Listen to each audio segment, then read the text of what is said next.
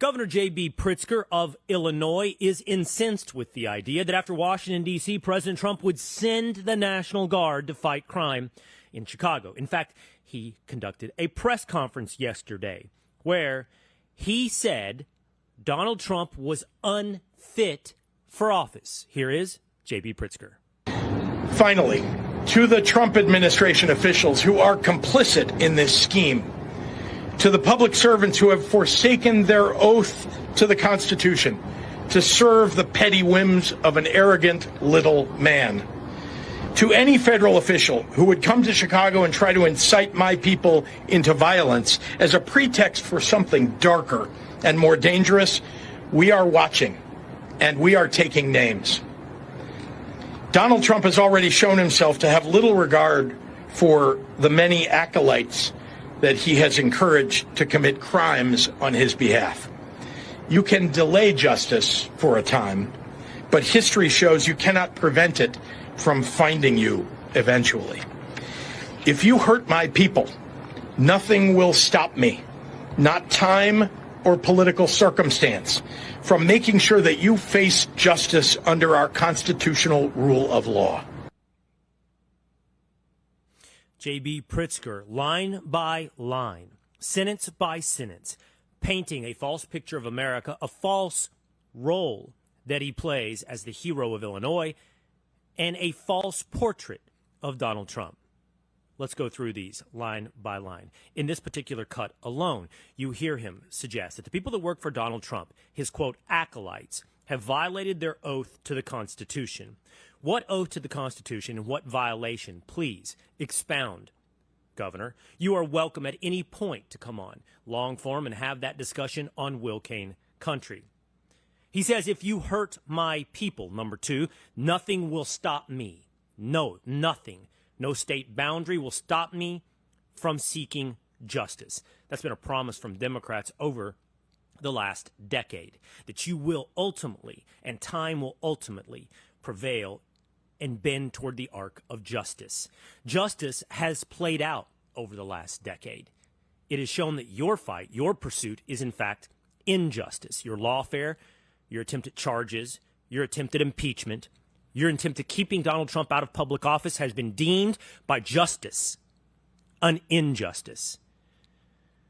Number three, in a separate cut, he suggested that do not come here, Donald Trump. You are not wanted and you are not needed. Well, the citizens of Chicago, in most public polling, 54% now suggest they appreciate what Donald Trump is doing to try to help with crime in American urban centers, American cities like Chicago, indicating that, in fact, it is wanted and it is needed, perhaps even in Chicago.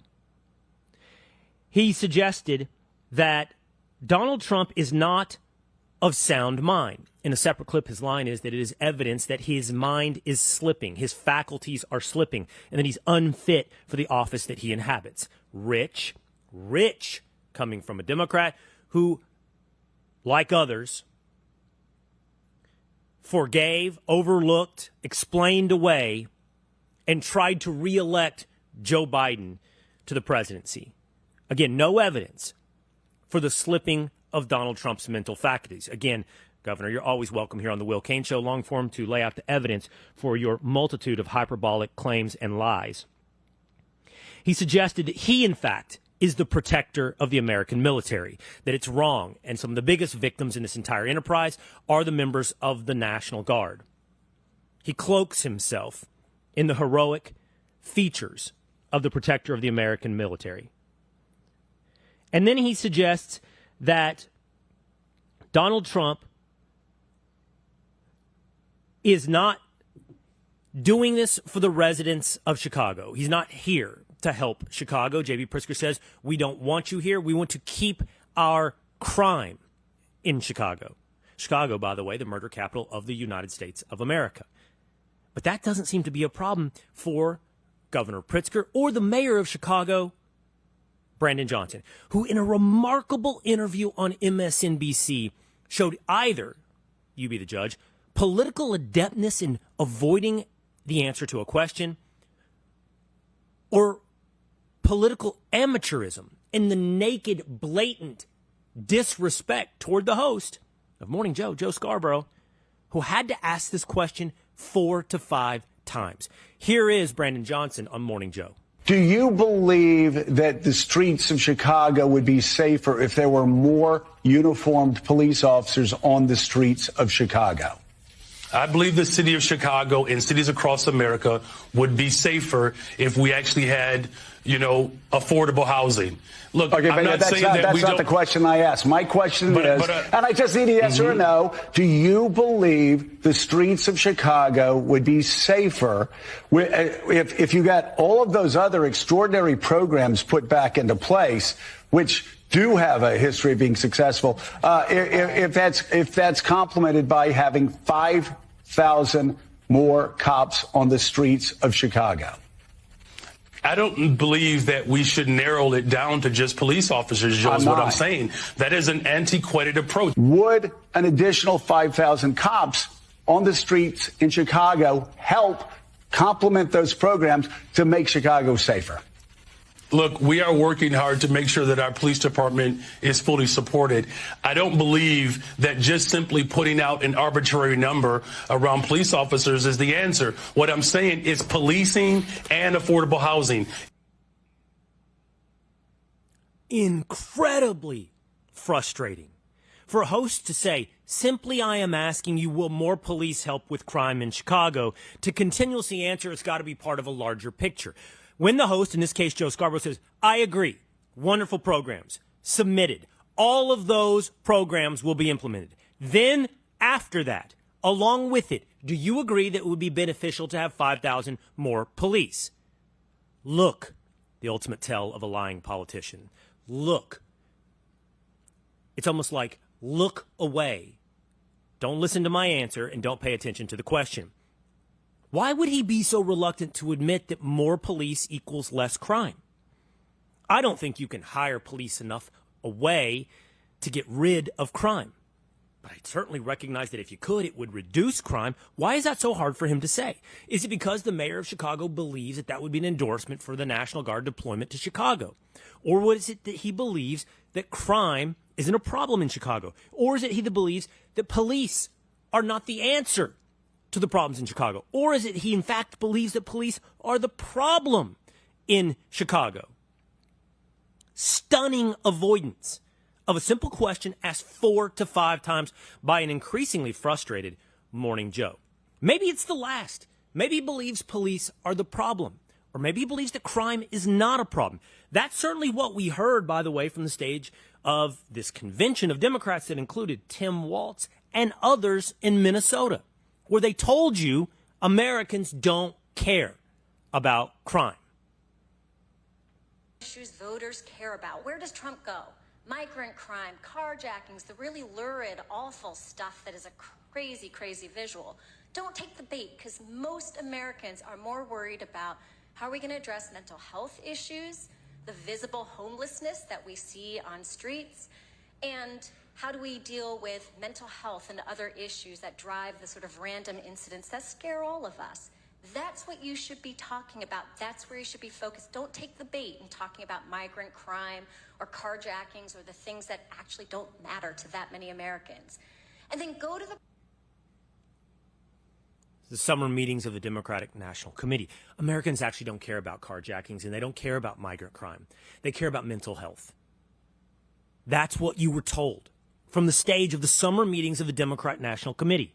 This is why this party, among other reasons, like redistricting, like low voter registration for Democrats, especially under the age of 45, low voter registration most notably among young men, very little in the coffers, very little money for the DNC because it was all been blown on Kamala Harris, a total lack of national leadership and a charismatic individual. And, by the way, a new census coming in 5 years is going to reapportion more government to Texas and Florida and red states while taking away from New York and California. Why? Because people are voting with their feet. That electoral college, combined with all these other problems, and the fact that Democrats have no idea what matters to actual Americans means you may never have another president that is a Democrat. Especially when you're giving us things like this, again, from the stage of the summer meetings of the Democratic National Committee. Let us take a moment to acknowledge land ownership. indigenous people. Listen. The DNC acknowledges and honors the Dakota Oyate, the Dakota people, who are the original stewards of the lands and waters of Minneapolis. The Dakota cared for the lands, lakes, and the Wapatonka, the Great River, the Mississippi River, for thousands of years before colonization. This land was not claimed or traded. It's a part of a history of broken treaties and promises. And in many ways, we still live in a system built to suppress indigenous peoples' cultural and spiritual history.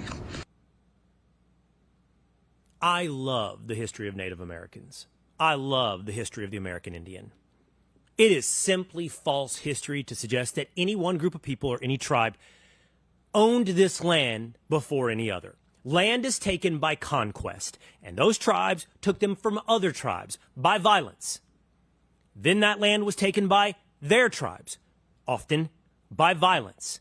There is no original owner of any land.